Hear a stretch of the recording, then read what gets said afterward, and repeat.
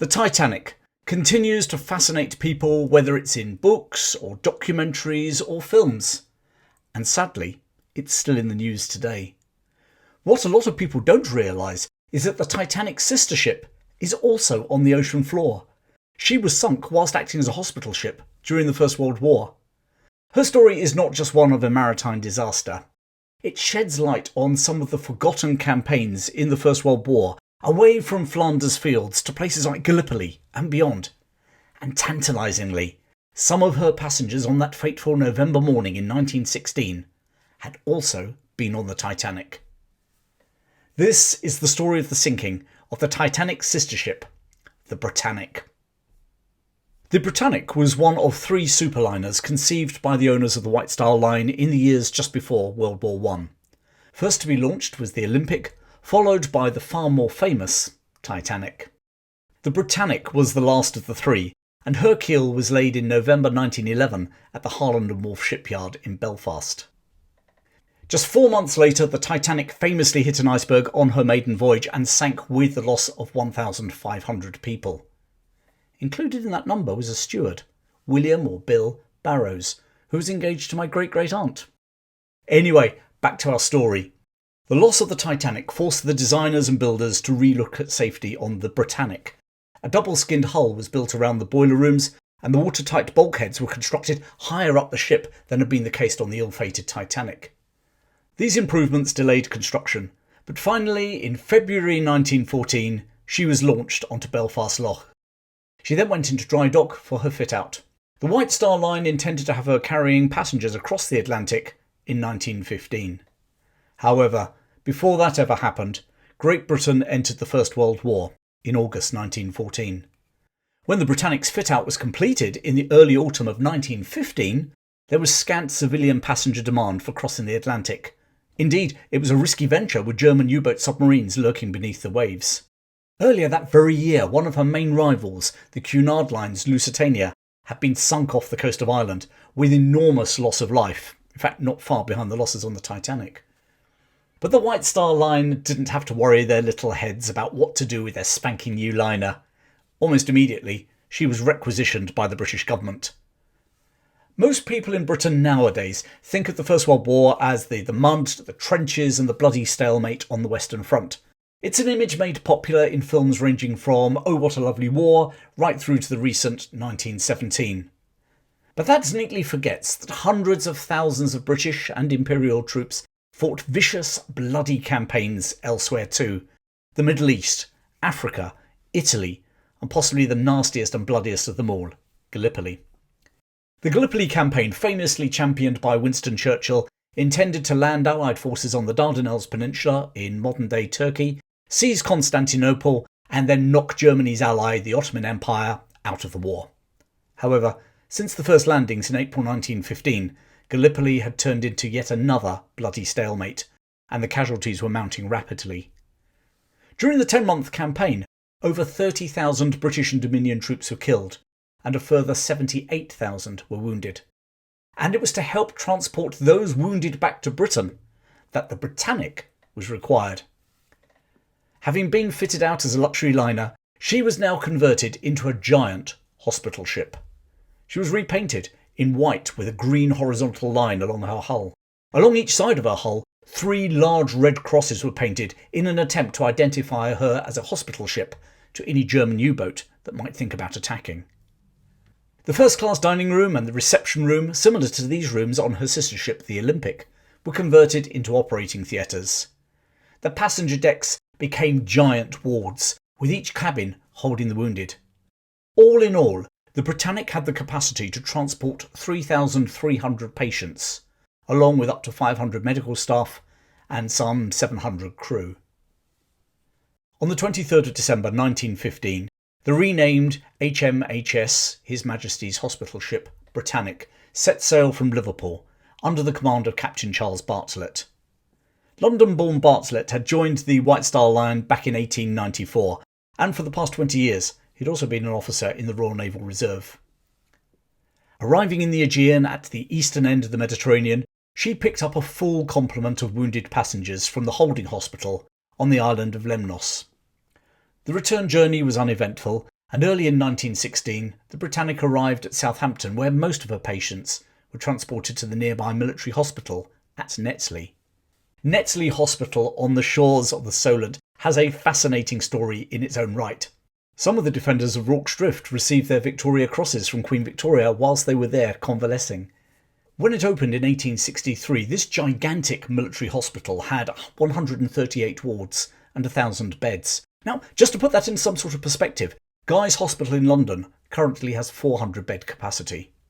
Used in both world wars, when its capacity was raised to over 2,000 patients, it fell into disrepair in the 1950s and was, apart from its chapel, destroyed by a fire in the 60s. Actually, I'm thinking about telling the story of Netley Hospital sometime, but it might be a bit niche, so maybe something for my supporters club.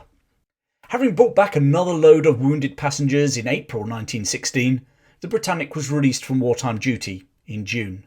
The White Star Line immediately set about converting her back into a luxury passenger liner, although quite frankly goodness knows who wanted to travel luxury across the Atlantic at that time.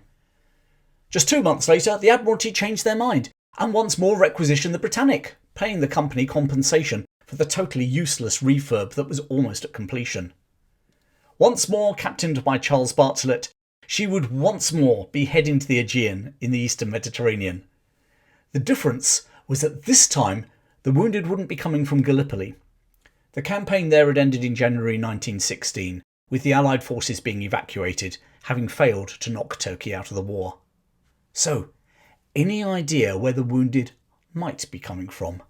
Well, I can't blame you if you don't know. It's one of the real forgotten sideshows of this war, the Salonika Front. Now, I haven't got time to go into detail. Suffice to say that the British and French had landed in the Greek port of Salonika to open up a new front against the Central Powers and to support their ally, Serbia. Eventually, over 200,000 British troops would end up in this forgotten campaign, fighting the Germans, Austrians and Bulgarians. It was a campaign that would drag on to the end of the war in 1918. And despite this being a forgotten sideshow, the British were to suffer 26,000 casualties. So there was plenty of work for hospital ships like HMHS Britannic.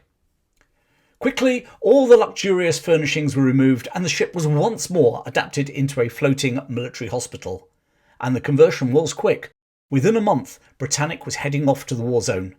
She arrived back with her wounded soldiers in October.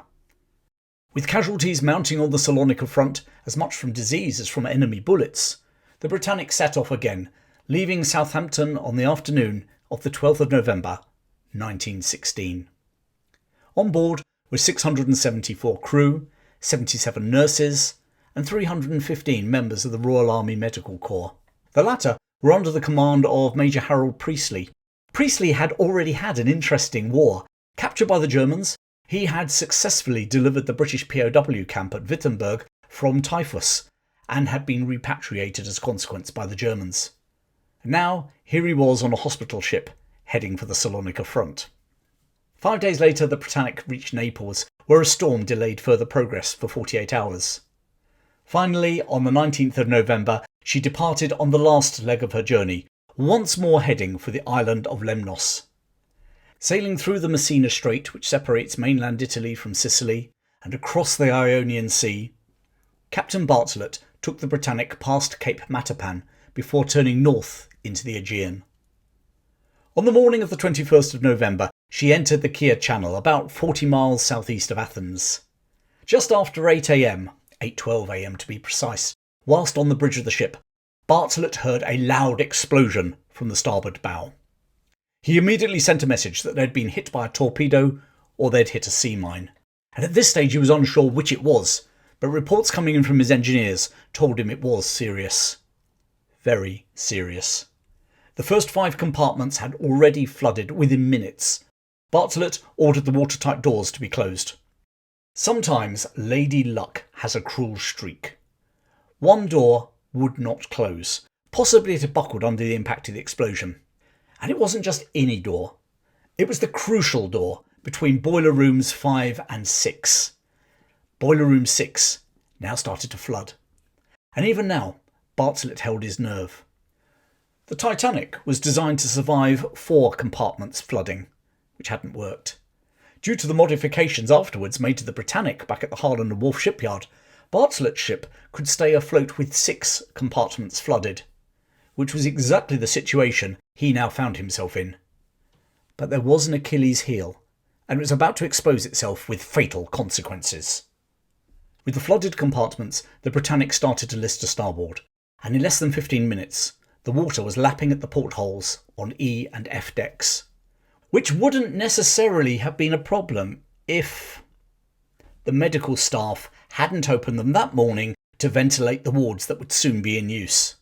The water poured through the open portholes, totally compromising the entire watertight compartment system. Realising that the ship would now sink, Bartlett decided to try to beach the Britannic on the island of Kier, which was about 5 miles away. He ordered the lifeboats, and unlike the Titanic, she did have enough for all of the people on the boat to be lowered. With the ship building some speed to try and get to the island, he ordered that the boat should be held in position about 6 feet above the sea, rather than being launched.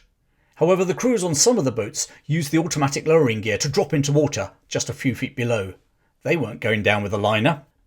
But they had jumped out of the frying pan and into the fire. As those boats bobbed along the side of the sinking but still moving Britannic, their crews saw a nightmare vision in front of them.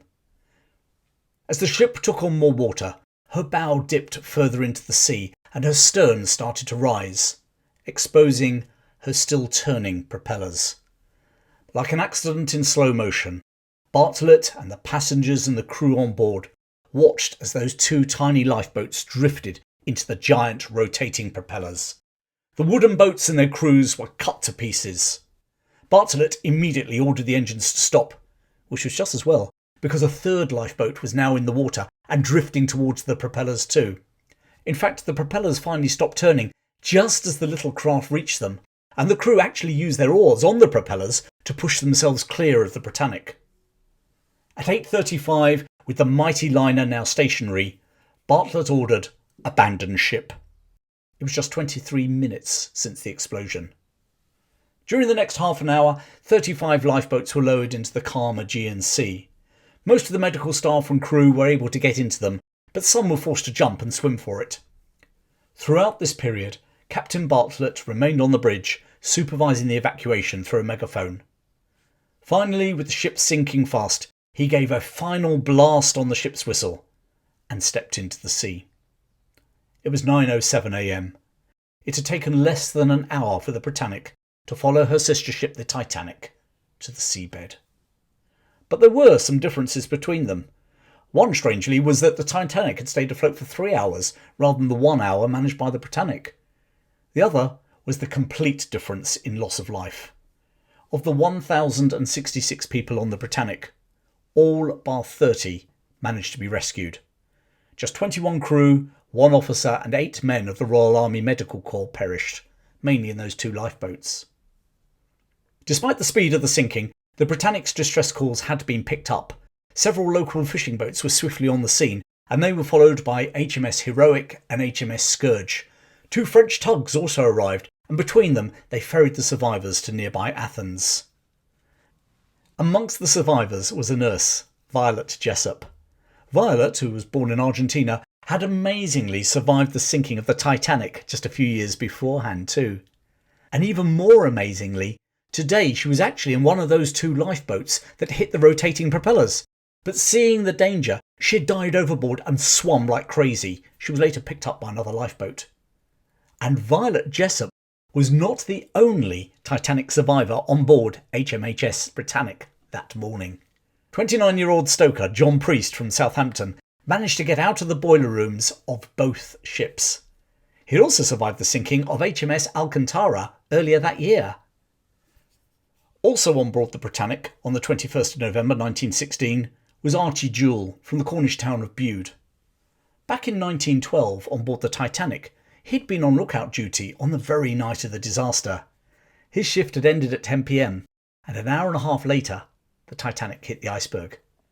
Now, just 2 weeks out from his 28th birthday, he was to survive the sinking of the Britannic too.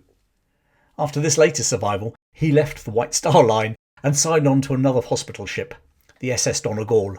Unlike the blue waters of the Aegean, SS Donegal had a less sexy job of ploughing backwards and forwards across the English Channel, bringing the wounded back from the Western Front. and it was in April 1917, just 5 months after surviving the Britannic sinking, that Joule was on the Donegal when it was attacked and sunk by a German U-boat. Joule's body was never found. It's a sad story, although there is a slight happy ending. Would you believe that another one of the Britannic crew was on the Donegal and did survive? None other than John Priest, the stoker. Yes, having already survived 3 sinkings, he managed to survive that one too. Probably you won't be surprised to discover that he became known as the unsinkable stoker. After the war, he wound up back in his native Southampton. He didn't go to sea again. He joked to his wife that it was because no one wanted to sail with him, but maybe he just thought he would get out whilst he was in front. He died in 1937 from pneumonia at the age of 49. Despite staying on the bridge as his ship sank, Captain Bartlett did not perish. He managed to swim to a lifeboat. He finally retired from the Merchant Navy in 1931 and died near Liverpool in 1945. The Britannic was the largest vessel sunk during the First World War. It was nearly 100 feet longer than the Lusitania. And she still lies on the floor of the Aegean, just 400 feet below the surface. Whilst listed as a war grave by the British and covered by very strict Greek antiquity laws, the wreck has been explored externally by some very high-profile underwater explorers. Those divers have all wanted to answer one question. What caused the explosion? Was it a mine, or was it a torpedo? Some people on board later claimed that they saw torpedo tracks in the water. And certainly there was a German U-boat operating in these waters at that time. The U-73, under the command of Captain Gustav Seiss, had left Croatia in October, heading for Greek waters. Seiss never claimed to have fired on the Britannic. He did, however, claim he'd been laying mines in the area. And indeed, just the day before the Britannic sinking, 2 Greek ships had hit mines not far away from the Kier Channel. In the 1970s, French underwater explorer Jacques Cousteau dived to the wreck and claimed the damage was consistent with a torpedo. In the 1990s, the man who discovered the resting place of the Titanic, Dr. Robert Ballard, also explored the Britannic, but he could find no conclusive proof either way. Finally, in 2003, a survey by Carl Spencer located mine anchors in the vicinity of the wreck. It seems that the Britannic was just one of many ships sunk by mines in World War I. Despite lying just 400 feet beneath the surface, the Britannic has disappeared from the public imagination, unlike her older sister lying at 12,500 feet below the Atlantic. In many ways, her passing, rather like the Salonika Front, was a bit of a sideshow. I mean, only 30 people drowned, hardly the immense tragedy of the Titanic or the Lusitania. No notoriety of wounded soldiers drowning in a dastardly U-boat torpedo attack. No controversy as to what she was carrying in her hold, unlike the Lusitania. No sharks attacking survivors or lifeboats bobbing in the mighty Atlantic for days on end. Just a big ship that had never carried any fare-paying passengers, hitting a mine and sinking the Aegean. And yet, the Britannic does have a story. It's a story of how British merchant vessels of all sizes supported the war effort in both world wars. It's a story about the wounded as well as heroes. And it's a story that links survivors like Violet Jessop, John Priest and Archie Joule directly to the Titanic. And in her own silent way, her story reminds us that the First World War was not just about the mud of Flanders fields. She connects us with some of our ancestors who fought a long, long way from home. Well, thanks for joining me today, and I hope that you enjoyed that story about the sinking of the Britannic. Drop me a line in the comments with your suggestions for future stories, maybe Gallipoli or the Salonika Front. And why not join my supporters club, where you can get my weekly newsletter and also a copy of my British History Timeline. There's also an opportunity to join me for live discussions, where we go into more depth behind my talks, for instance, the story of Netley Hospital. You'll find a link in the description. Plenty more stories coming your way, but in the meantime, thanks for your support, keep well, and I'll see you again very soon.